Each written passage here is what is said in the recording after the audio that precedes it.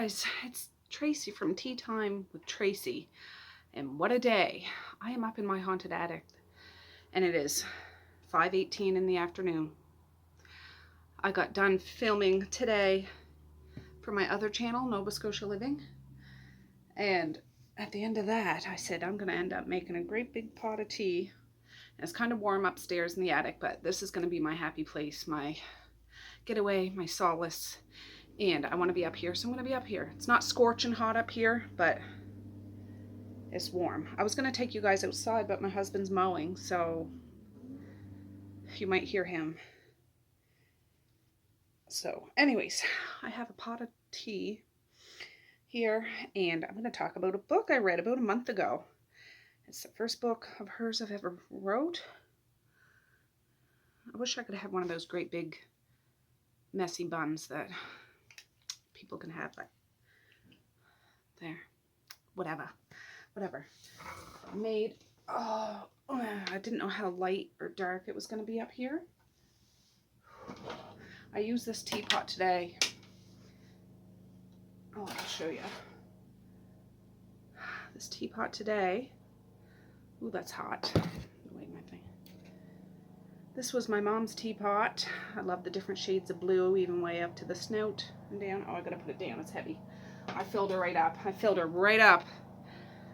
Oh, my husband's out there. I think he's putting the lawnmower on the back of the truck to go over to the other house and mow there. Oh, sheesh. And I brought a beauty. Now, if you watch me over on my other channel, I'm not saying you have to go over there, but I know she's been out for a fact over there, strutting her stuff. But she's new to this channel. And the kind of day that I'm having, it was a good day. I just got a bit temperamental because Mother Nature is all I'm saying.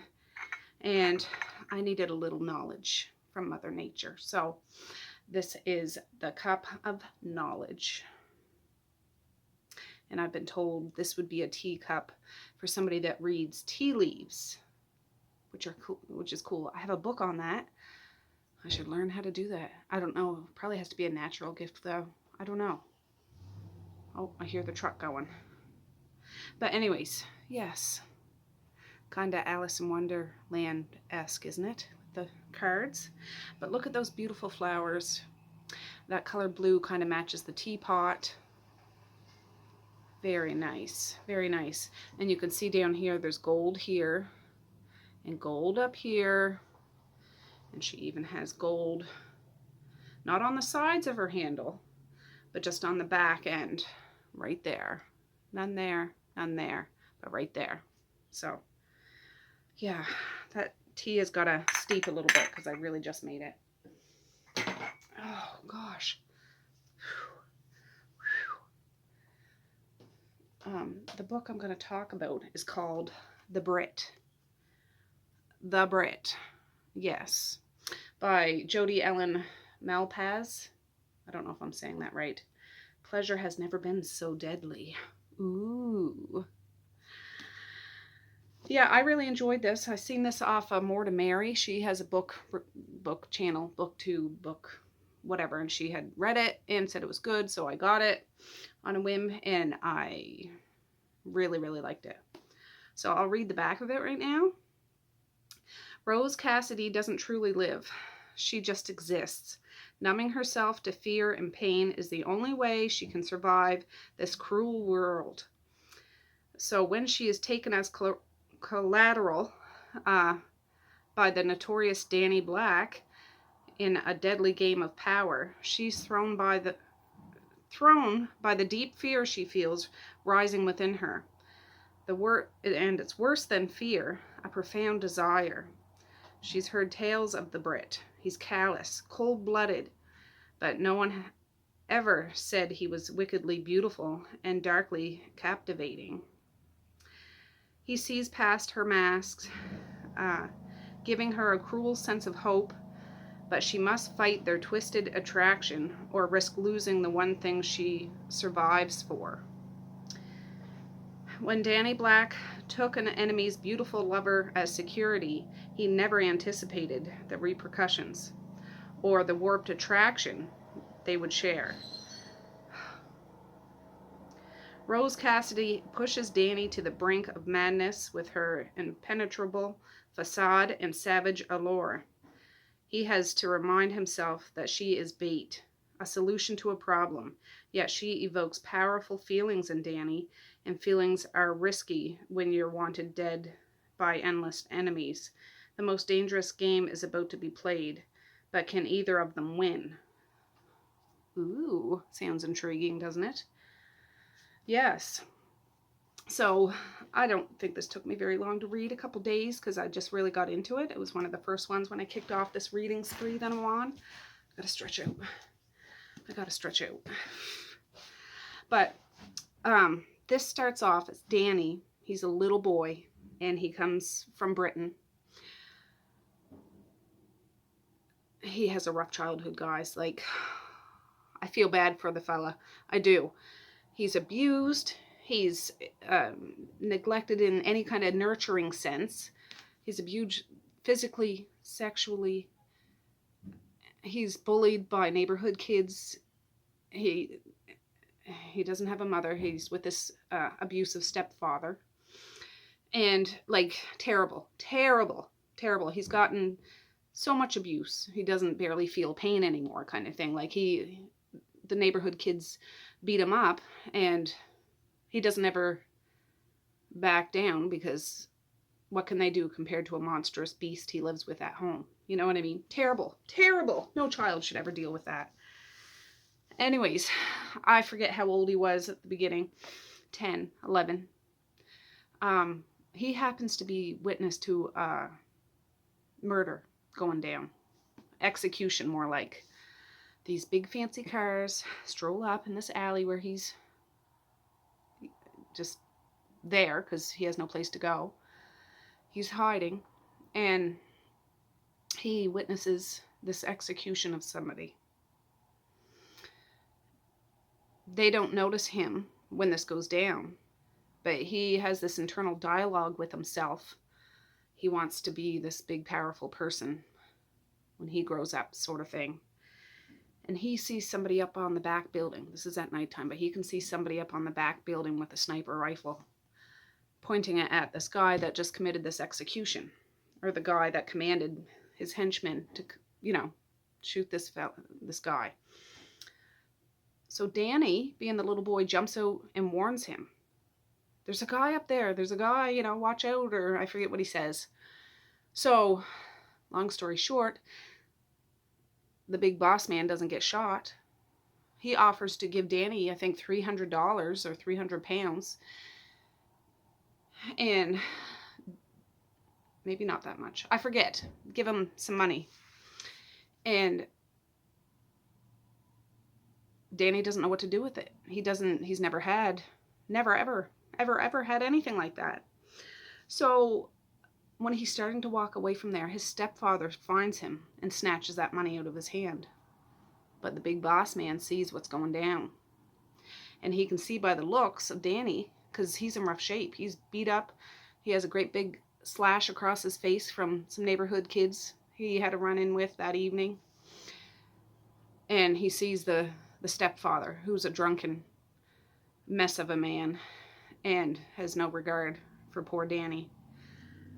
Anyways, big boss man he rectifies the situation. I'll leave it at that. Offers to take Danny under his wing and raise him as his own. What? Kind of a dream come true for a little guy that doesn't have anybody. A big boss man that looks glamorous and whatever. The big boss man is from the States. He's not British, but for some reason he's over in that area. Let me see if this is ready. Oh, I don't know what I'm thinking, having hot tea in a hot attic. I don't know, can you... Shoot! A couple gerbils just landed on my leg. Oh. But I'm telling you, this tea, it's delicious. It's the same kind I had the last time I was in the attic, the ginger and lime. Delicious. Yeah. I'll let that steep a little more. I have 2 bags in there. Anyways, fast forward years down the road. Danny finds out and is raised throughout these years. This big boss man is a big ass boss man. Like big up into the mob kind of thing. I believe it's mob. I forget. I'm sorry. It's only been a month, but he's some sort of a crime boss. And, of course, Danny, he's the son of the big boss man. The big boss man isn't really in the picture, which you find out at the very beginning pretty much of the, within the first couple little bit. So there's a whole story starting off from there. Now, where they live, Danny's crime family organization wants to get the land on this seaboard or marina, so to speak, for crime business, if you know what I'm saying. Having a nice big sea place where they already have businesses there, legit businesses, probably as covers or something, there's like ski-doos and things like that. But to get a big block of the open trading seafair, that's what he wants to get for his organization. Now, he has the ear of this politician that he is funding, and millions of dollars funding, given this politician millions, and this guy said he was going to make it happen. All right? Now, this is where Cassidy comes into the picture. When she first steps on the scene, she's in a hotel room with this politician. And it's an intimate scene. Okay? Okay? You know what I'm talking. An adult situation. So Cassidy is a very beautiful young lady. And this politician thinks she's the bee's knees. So after his canoodling with her, he has to go down to the casino. They're in a hotel, like down to the casino for some sort of a meeting. And we find out she's not really his mistress. She's pretending to be his mistress, but there's a third party in this whole scenario. She was sent by somebody to get the goods on this politician because they want to undercut Danny. Oh, just hold on a minute. I think one of my kids are coming up. Yeah, so there's a third party trying to come in and undercut Danny, which is not acceptable behavior. Gentlemen, that's not how you run business, but in the crime world, that's what people do. I'm assuming. I don't know. And Cassidy doesn't have a choice but work for the other party. The politician doesn't realize he's being played. So the politician is being backed by this third party, and Danny just finds out the politician isn't going to be doing what he's supposed to be doing. So, fast forward a little bit. There's poker going on down in this casino. Oh, Violet came up too, by the way. You see. And Danny gets wind that this politician, I can't even remember his name, is there playing poker. So him and his posse show up at this casino and roll up in on this poker game. And Danny Black is this big British kind of guy. Beautiful man. Beautiful beast of a man. And he shows up at this table. Of course, everybody is like dumbfounded. Oh my gosh, he's the boogeyman, because he is the boogeyman. And he confronts this politician like, what the heck you doing? What are you doing? Now, this politician is in love with Cassidy. I gotta text this to you. Okay, Violet. All right. I love you. Okay. I'm getting some tea. I don't want you to get burned. No, it's hot. Mm-hmm. Mm-hmm. Uh-huh. Uh-huh. Anyways, this politician is in love with Cassidy. She played him like a fiddle, but she had no choice. Somebody is holding her over a barrel, which is a whole other crazy story. So Danny, after a bit, he ends up taking Cassidy as leverage. You're not going to get your woman back until you pay back my money. So that's how Cassidy and Danny developed this relationship. And Danny is known as a... You don't want to be on the bad side of Danny. But Danny has no idea that she is working with this third party. So he just brought the enemy into his home. Only she is working under duress because she too had a horrible, horrible, horrible childhood. I'll get into it briefly, but you got to read about it. You got to read about it. When she was young, like little, she was kidnapped. She was held. She was sexually assaulted. Even a child result of it who was snatched. You find all this out, but in the beginning. On death's door, somebody comes and she is given to somebody else. Do with her what you will. We already got what we wanted. You take her. We don't want her anymore. Or let her die. It's up to you.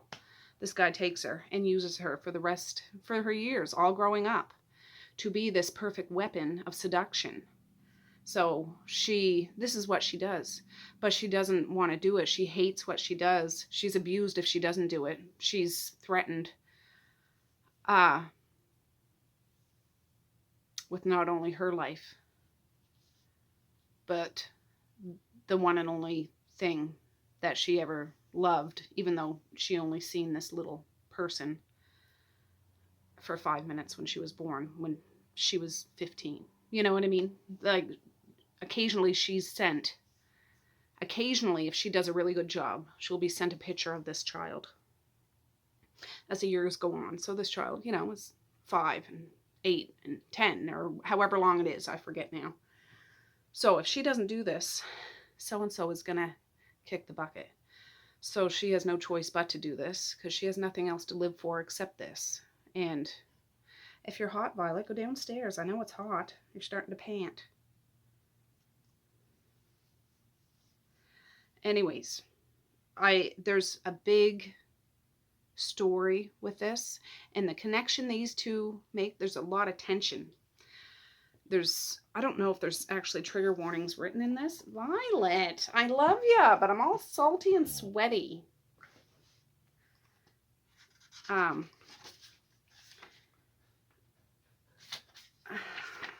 just seeing if there's actually written trigger warnings. But there's sexual assault in here. There's violence. There is some gore. Yeah, there is. There absolutely is. I don't see anything. Some books have it written right in the beginning. Sex trafficking. Yeah. Just a heads up about that. This isn't a fluffy kind of romance, but that's not the kick I'm on right now. I do like a good dose of fluff sometime, but right now, this is where my mind is at, this kind of fiction. But yeah, I really enjoyed this. I would like to look at more of her books because I thought the writing was really well done. I'm no expert, but it was easier for me to read. I didn't have to think too hard about it. And I envisioned this whole thing inside my head. It was really neat. And the guy on the cover is one hot slice, isn't he? Look at that. So, yeah. Yeah. It's a hard hard road for both of them, but I'm telling you, it's worth the read, in my opinion. It's not so cheesy. I've read some, and if I'm in the mood for it, it's fine, but when the characters are so one way or the other, or it's not like an insta-love thing. I'm not into insta-love. All of a sudden, these guys are in love kind of thing. I'm not into that so much. Or if the characters say it was Cassidy, she's not some dimwit right off the bat. Everybody makes mistakes, I get it, but some characters are just, can't believe you. She's not like that. She's pretty cool. She's pretty cool. So anyways, I enjoyed it. I thought you guys might enjoy it. It's worth the read. I had never heard of it, and I actually looked up last night because I wanted to refresh what this book was. Some people have mentioned it, but not a whole lot. But I guess it's kind of a new release. It might have just been released this year. I don't know. But I will probably get some more of hers sometime. And I wish this was a series because it was good enough for me that there's a few characters in here I could see having some sort of branch off. Maybe. So yeah, there's so much more I want to tell you, but I don't want to tell you the story because you might want to read it. So, but yeah.